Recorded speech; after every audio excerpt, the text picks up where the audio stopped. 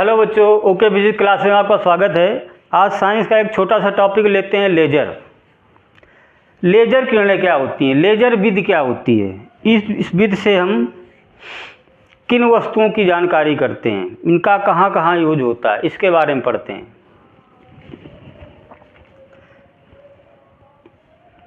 Laser method, laser method.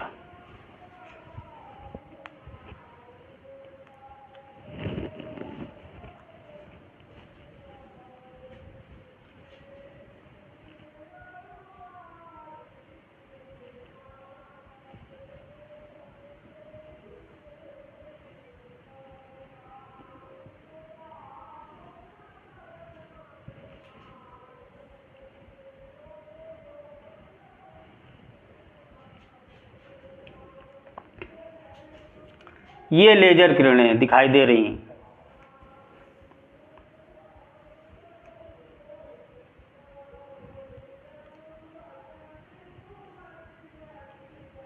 Laser किरणें हिंदी में laser बोलते हैं, अंग्रेजी में लेजर। देखते हैं क्या मेथड है ये।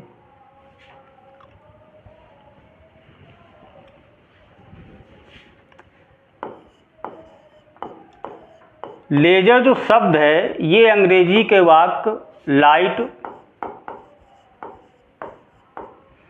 एम्प्लीफिकेशन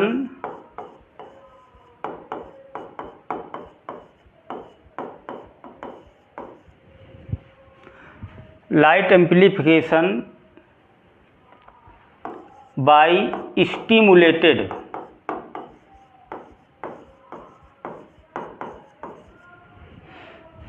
emission of radiation,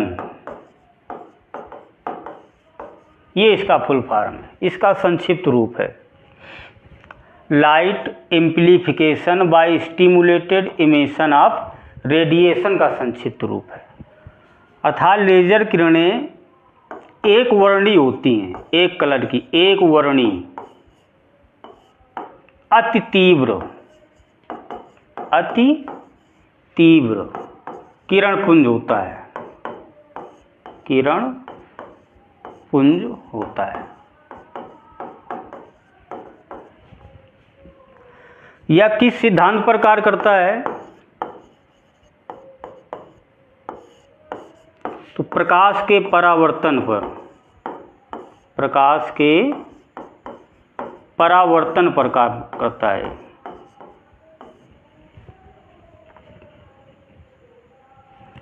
इसका उपयोग क्या होता है, लेजर किरणों से क्या क्या उपयोग किया जाता है? तो इसका बहुत क्षेत्रों में उपयोग है। चिकित्सा के क्षेत्र में भी लेजर किरणों का उपयोग किया जाता है, ट्यूमर के इलाज वगैरह में, ट्यूमर के इलाज में, दांतों के इलाजों में, ये चिकित्सा के क्षेत्र में, इंजीनियरिंग विभाग में, इंजीनियरिंग विभाग में भी इसका बहुत यूज है। जो लोहे की गटरें होती हैं, लोहे को काटना, इतनी अति तीव्र किरण पुंज होती हैं कि ये क्षण भर में अधिक कठोर से कठोर धातु को आर पार कर जाती हैं। ट्रेन वगैरह बनती है, वहाँ पर धातुओं को काटने में इनका बहुत यूज किया जाता है, इंजीनियरिंग विभाग में बहुत यूज किया जाता है। और इसका उपयोग जैसे चंद्रमा से पृथ्वी, आकाशीय पिंडों के बीच की दूरी को ज्ञात करने के लिए किया जाता है। इसमें भी दो यंत्र होते हैं, एक होता है प्रेसी और दूसरा क्या होता है, अभिग्राही। अभिग्राही मान लेते हैं कि पृथ्वी से प्रकाश किरणों को प्रेसी के द्वारा प्रकाश किरणों को भेजा गया, कहाँ? चंद्रमा में। कहाँ भेजा गया? चंद्रमा में। ये किरणें प्रकाश की परावर्तित हुई तो प्रेषी ट्रांसमीटर के द्वारा भेजा गया था, अभिग्राही रिसीवर उसे क्या कर लेता है, रिसीव कर लेता है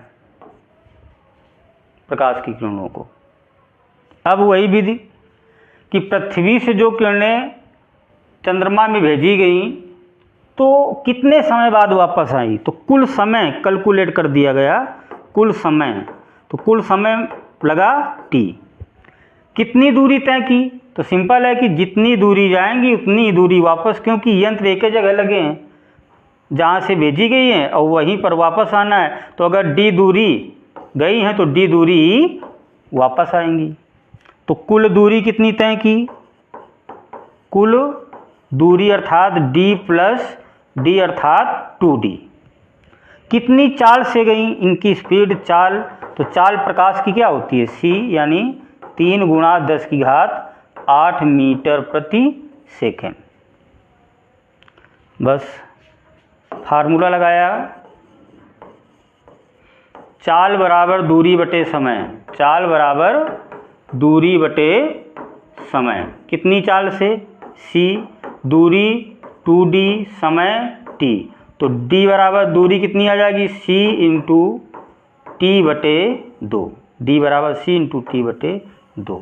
तो इस प्रकार हम पृथ्वी से चंद्रमा के बीच की दूरी की गणना कर सकते हैं, और बहुत सारे आकाशीय पिंडों के, ग्रहों के, उपग्रहों के बीच की दूरी इसी विधि के द्वारा हम कर सकते हैं।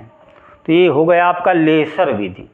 इस विधि में क्या है, light amplification by stimulated emission of radiation. ये जो किरणें होती हैं एक वर्णीय अति तीव्र किरण पुंज होती हैं। किसी भी धातु में ये किरणें क्षण भर में डाल देते हैं तो आर पार कर जाती, इतनी कठोर होती हैं। तो चिकित्सा के विभाग में इसका बहुत यूज होता है, इंजीनियरिंग विभाग में तो बहुत ही यूज होता है, और खगोलीय पिंडों के बीच की दूरी ज्ञात करने में भी यूज किया जाता है। ये अगर वीडियो अच्छा लगा सब्सक्राइब कीजिए। धन्यवाद।